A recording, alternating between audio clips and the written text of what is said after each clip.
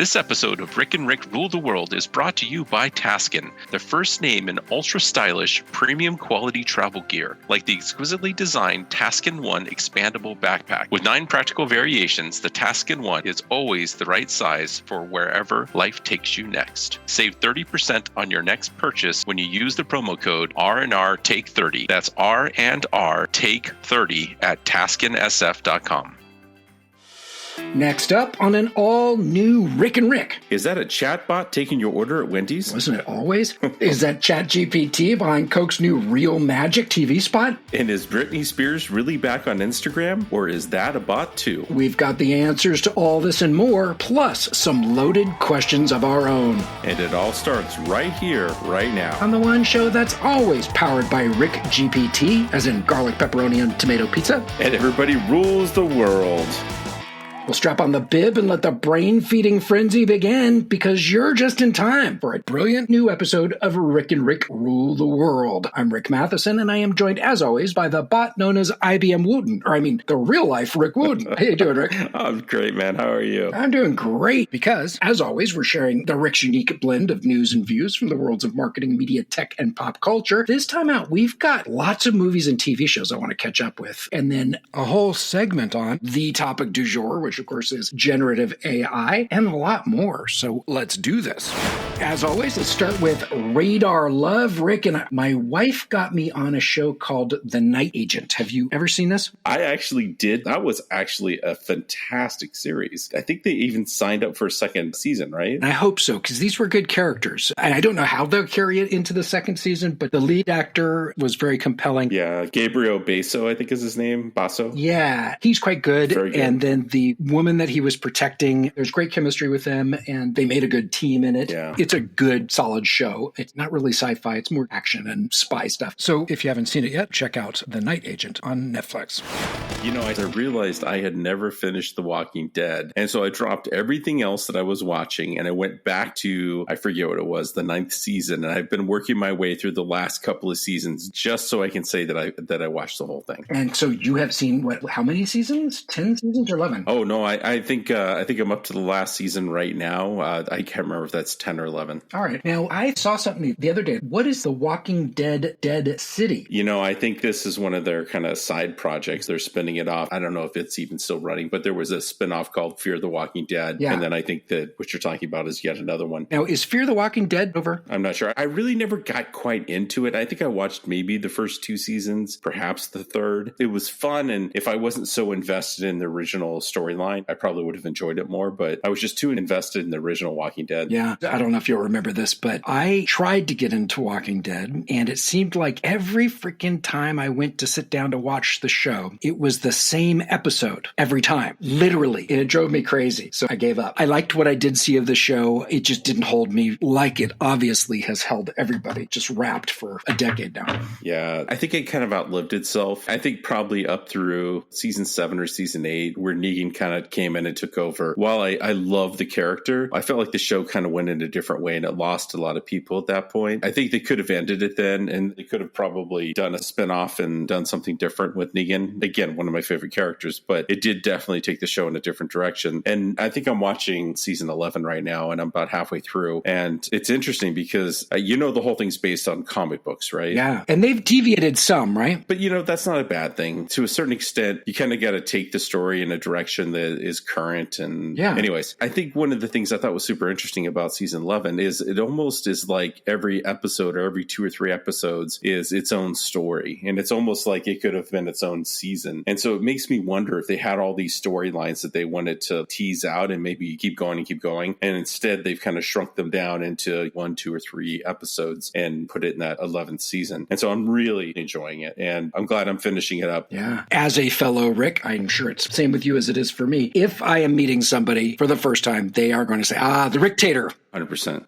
Awesome. Now, you sent something over that I had to crack up because it's so true, but it was an article about why we need subtitles in our movies and TV shows. Yeah, I thought this was awesome. I don't know how your kids are. My kids get irritated with me because they'll come in and I'm watching a show and I've got the subtitles on and they're like, Dad, why do you do that? It drives me nuts. It distracts me. But it's not because I can't necessarily hear the show, but usually I'm multitasking. And so I want to be able to look up really quick and read the dialogue and make sure I heard what I heard, or if I had the volume down because people are asleep or whatever the deal is, I just find it easier. Well, I'm not alone. 6 out of 10, 7 out of 10 of my friends, we all watch TV with the subtitles on. Well, there's this article I sent you. It came from IndieWire, and it was talking about the reasons why people do this. And the net result of it is that a lot of shows don't have great balance between the dialogue and the background noises. And particularly as we get a little bit older, not when we lose our hearing, but even as, our hearing starts to degrade a little bit, we start losing the ability to hear the difference between the two. And so it just makes it easier. And I find this to be the case. And so they're talking about how there's AI functions being built into things now that will boost it for you and then turn down some of the loud scenes and stuff like that and do it dynamically, as opposed to you having to try and tweak your system and make it work. How about you? Do you do this? No, I do not. It bugs me when people do it, but I can see the appeal. If it's on the large television for everybody to watch, I do have a little bit of trouble differentiating the dialogue from background noises, especially, and they mentioned it in this article, anything Christopher Nolan created, because his sound mixing is irritating to the max. But I will typically put on Bluetooth earbuds or a headset. But if I didn't, I would probably be using the subtitles as well. Yeah. So I can't wait till we have the AR glasses where we can see subtitles in crowded restaurants when we're trying to have a conversation. Oh, 100%. It's funny you mentioned Christopher Nolan because the example they used in the article was Tenet. Apparently, Tenet is one of the worst movies as far as, that differentiation between dialogue and background noise, and that people constantly complain about that one particular movie. So it's a thing. I never noticed any problems with Tenet, but Interstellar from Christopher Nolan, in his movies, they tend to purposefully mix in the sound so that you can't hear the characters. It's a little bit of a cheat. Usually the character's explaining something in depth, and then he'll bring up sound from somewhere else, and it just creates this cacophony that pulls me out of the movie. But it is a tactic that he uses from time to time. Well, for folks like me that do use this quite a bit, I guess some of the new LG TVs have a feature built in, and Amazon Prime is releasing one as well called Dialogue Boost or something like that. So it will help differentiate between the two. Just boost it up enough so that it sounds a little bit easier to comprehend. So we'll see. Yes, very smart. We shall see. But what else will be smart and easy to comprehend is the good, the bad, and the marketing, which is coming up after this short break. Hey, Rick and Rick Nation, don't forget to check out our website at rickandrick.com. It's double the Rick in just one click at rickandrick.com. And welcome back to Rick and Rick Rule the World. Rick Matheson and Rick Wooten. And it's time for the good, the bad, and the marketing. And this is kind of a generative AI edition, starting with this whole thing around, is that an AI chatbot taking your drive-through order at Wendy's? And like I was joking at the beginning, Rick, weren't they always? In Columbus, Ohio, the answer to that question will soon be yes. So according to Mashable, Wendy's will use Google's natural language processing software to train a chatbot to take customers' drive-through orders. I feel like I've already experienced this at Taco Bell or someplace. Have you? Yeah. I don't think I have. I mean, I could have, but I don't think I have. I have seen companies doing really weird things. I forget which fast food restaurant it was, but one of them was actually using Overshore's people to take. Remember that one? Yes. I think we talked about that on the show too. Yeah. And I thought that was, wow, this is kind of the next level. A couple companies ago, I worked for an AI chatbot company, and they were the company that powers Delta Airlines and American Express and Dish Network and blah, blah, blah. And their stuff was good. You would think that you were talking to a real person, and it was very much natural language. But those were super expensive systems. It's not surprising that somebody like Wendy's is going to give it a try because it could solve for a problem. But at the end of the day, Rick, I'm telling you, they got two other problems they need to solve first.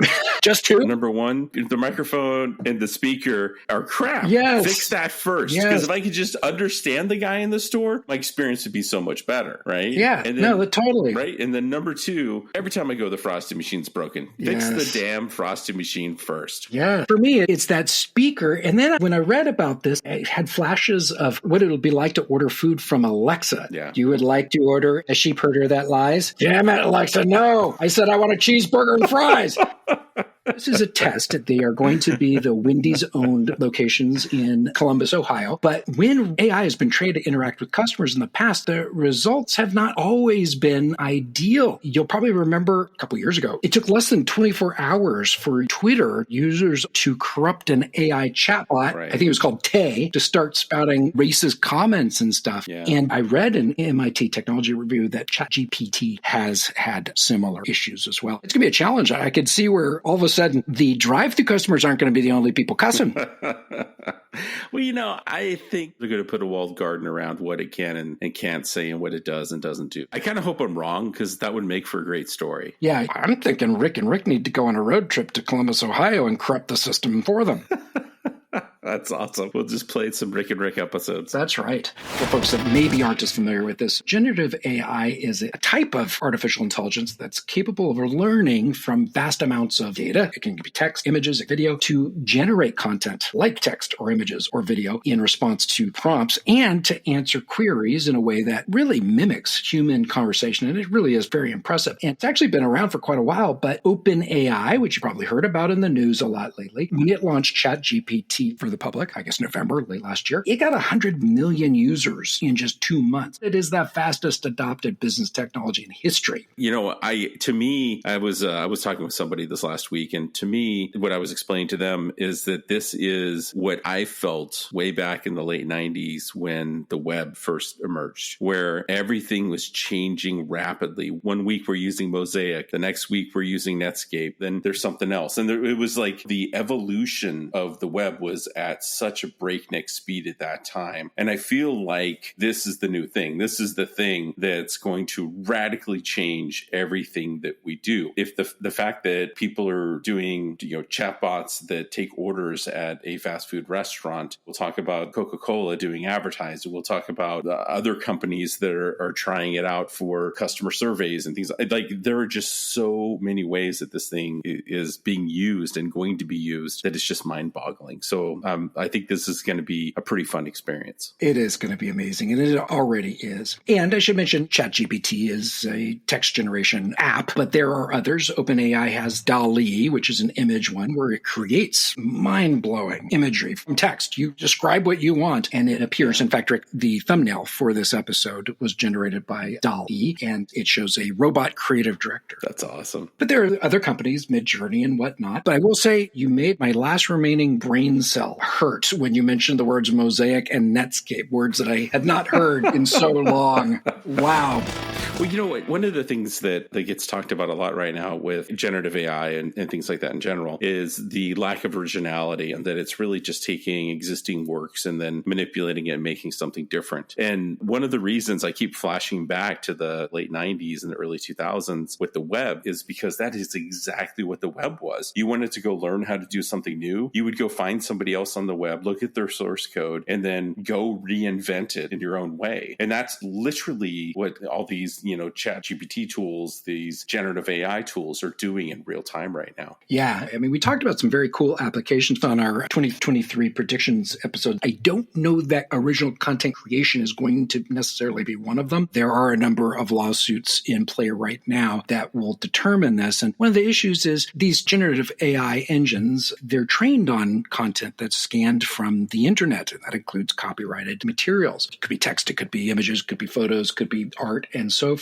Sam Altman, who's the CEO of OpenAI, was speaking before Congress, and he got a lot of credit, I think, for saying, hey, we need some regulations around this technology. Right. Some of his comments rubbed me the wrong way. One of the things that he said was, hey, there needs to be a way for content owners to be able to opt out if their content has been scanned and it's being used in things that might be monetized. They need to be able to opt out. Well, the problem with that is, no, it shouldn't be opt out. There's practically no way for someone to find out if their content is being used in the training data set for these things. The regulations, such that might be created, should actually require companies to ask content owners for their permission. And those content owners should be able to say, I would like you to be able to use this content for the training set for these purposes for this amount of time. And when that deadline comes, it is wiped from output or anything else. Here's the, okay, so if you put aside that it's AI and you put aside the creepiness and all that other stuff, and you look at it as if this was a human being, would you be saying the same thing? You, human being, you are not allowed to read this book. You are not allowed to read this play. You're not allowed to read this script. To develop your own works, you cannot do that. I'm not sure that would make sense, right? Part of what I think you're getting at is that, yes, there are no new ideas under the sun. Everything we create is informed by the things we've read, watched, heard, or experienced. Right. But you said, putting aside that we're talking about AI, the problem is that we are talking about AI, not humans. And here's what I mean. There are two facets to this, right? There's inputs and outputs. And on the input side, copyright protection does in fact tell individuals and organizations that they are free to consume this content, but what they cannot do is reproduce, transmit, modify, or otherwise use or exploit the content for any reason without written permission from the copyright owner. So from an inputs perspective, there's a question of, well, hey, what right do AI companies have to scan and thus exploit copyrighted material to be monetized by including it in their training sets? And in fact, I believe the EU is creating legislation that will establish that content cannot be used in data sets without the explicit approval of the content owner. And if you think about it, opt-out is just acknowledging that you're using content that belongs to somebody else and you didn't ask their permission. So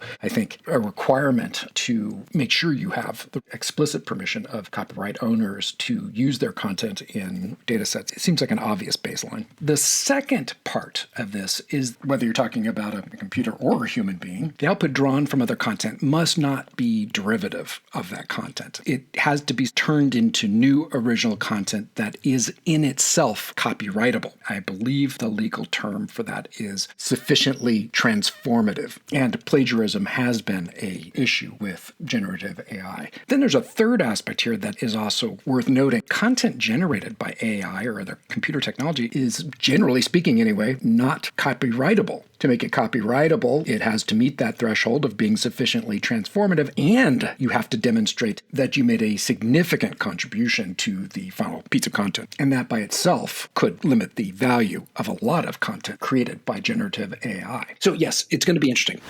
And we'll be right back.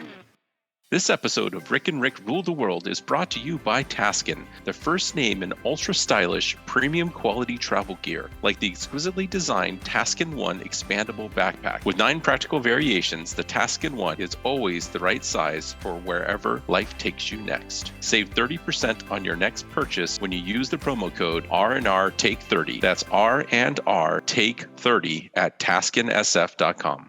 And welcome back to Rick and Rick Rule the World. Rick Matheson and Rick Wooten, and we're continuing our conversation about content generation, the good, the bad, and the ChatGPT. Now, what is a very cool use of generative AI is our next story, this Coca-Cola commercial. So Ryan Solis at ServiceNow had posted a piece about a commercial from Coca-Cola that combines film footage and 3D and Stable Diffusion, which is a deep learning text-to-image AI model, to create, pure magic. This is a great spot. And I think this is a great example of AI as a tool for creatives. Oh, it's amazing. The AI didn't create this whole thing. It was a tool used in creating it. Absolutely. Although one could argue that they're using famous pieces of art and just manipulating them. And yeah. But no, I thought this was is killer. And so, the concept of the commercial is that there's a bottle of Coca-Cola that gets passed from a statue to painting to statue and back and forth through all these different amazing works. And, they've got Van Gogh in there and Turner and, anyways, they've got just, amazing artwork in there, just kind of playing off. And eventually, of course, it comes out and the main focus of the commercial actually ends up with the Coke in the end. And it's such a creative, cool piece of work. And even if it wasn't a commercial, I'd want to see it just because it's so well done. And I think we're going to see more of this. Although I do have to say, I felt more like this was inspired by generative AI than necessarily, to your point, developed by generative AI. That's a great way to put it. Yeah. And so I thought they just did a great way of being relevant and getting in there and just kind of hacking it. And it worked really well. I think to the point you made earlier, I think the thing that we're going to have to figure out is how to change things and how to basically find ways for people to still be involved in the industries and leverage the AI. Because right now, I think there's a ton of fear of people being replaced by the AI. And some of that's going to happen. It's very complicated to write the prompts. There could be a whole industry of people writing writing prompts and then taking the content and making it more human. Oh, it absolutely will be the case that people will gain new skills, and a lot of it will be about the ability to write effective prompts for this technology. It all depends on how fast it moves. I don't remember who said it, and I'm not sure this is an exact quote, but we tend to overestimate the value and impact of new technologies in the near term and underappreciate the long-term impact of these technologies. And if this moves too quickly, like who needs the Federal Reserve to raise interest rates to bring down inflation through mass layoffs when you've got ChatGPT? If it moves too quick, there's going to be a problem. If it moves at a measured pace with guardrails, it will, just like every other automation technology, has just created new types of jobs and new skills that people learn. It just depends on the pace of it and what kind of guardrails are put around it. Yeah. And this is the part where maybe you and I end up diverging, because I feel like if we start putting guardrails on something, we start stifling the innovation. And I don't want to do that, because I think it could take us somewhere really interesting. And, if you'd put all those guardrails in place when the internet started, and we know very well that it didn't exist because there were a ton of things that have happened over the last 15 years to try and get some guardrails on it, we wouldn't be where we are. That technology would have grown so slow. So I think there's probably some safety we need to put around it, but I hope we don't neuter it. I hope we let it keep running. I was going to joke, if we'd put those types of guardrails early on, I was going to say we might be in a better place with the internet than we are now. Yeah, look, that is all happening now. We've seen the regulations come pouring through. There is the boon of sort of the digital realm and the bane. We couldn't have predicted where things would go right and where things would go wrong. That's right. Yeah, there needs to be some running room for this stuff. In some ways, I think that a lot of these things are going to be resolved through existing legal frameworks before we ever get to anything that is a regulation specific to generative AI. But we'll have to see. Yeah, I agree. Very quickly, you said this thing about speculation. Now that Britney Spears has reemerged on Instagram, that's not really Britney Spears, but it's a bot. Yeah, there's this whole undertone of a conspiracy theory that Britney Spears is either disappeared or dead, being very dramatic here, and that all these appearances that we see of her are not really her. What we see on Instagram, what we see on social media is actually generated by AI. Some people say it's just bad filters, and, other people say, no, look at the edges or makeup changes and all this. But, Britney hasn't really come out to say no or yes or anything else, which honestly is probably an amazing PR move, because a bunch of people are talking about her. She's having a moment, and it's all because people think there's an AI out there, not her. If it gets too bad, we're going to have the video of the crying guy screaming, "Leave Britney bot alone." That's right. All right, that is going to have to wrap up this episode of Rick and Rick Rule the World. But until next time, stay safe, keep each other safe, and keep on coming back to the one show where everybody's name is Rick. And everybody rules the world.